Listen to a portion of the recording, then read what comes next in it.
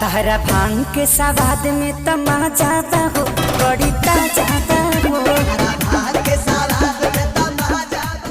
नमस्कार दोस्तों, तो स्वागत है फिर से मेरे एक बाई दूसरे चैनल में। दोस्तों, खेसारी लाल यादव का 7वां सॉन्ग रिलीज हो चुका है, जो कि सॉन्ग का बोल है गांजा का सवाद।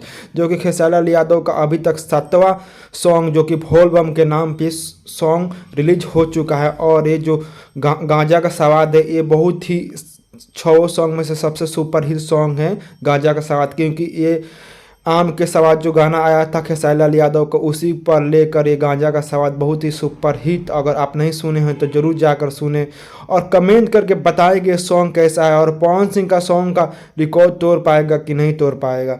कमेंट करके जरूर बताएं, क्योंकि अभी तक पवन सिंह का मात्र 3 भोल बम का सॉन्ग रिलीज हुआ, वहीं पे अब खेसारी लाल यादव का 7वां भोल बम का सॉन्ग रिलीज हो चुका है। तो दोस्तों, कमेंट करके ये भी बताएं कि आप खेसारी लाल यादव का फैन है कि पवन सिंह का फैन है कि कोई और एक्टर का फैन है। तो दोस्तों, भोजपुरी के ऐसे छोटे बड़े खबर देखने के लिए बने रहे मेरे यूट्यूब चैनल के साथ। मेरे चैनल पर नए हैं तो मेरे चैनल को सब्सक्राइब करें, साथ में बेल आइकन को दबा दें ताकि हर वीडियो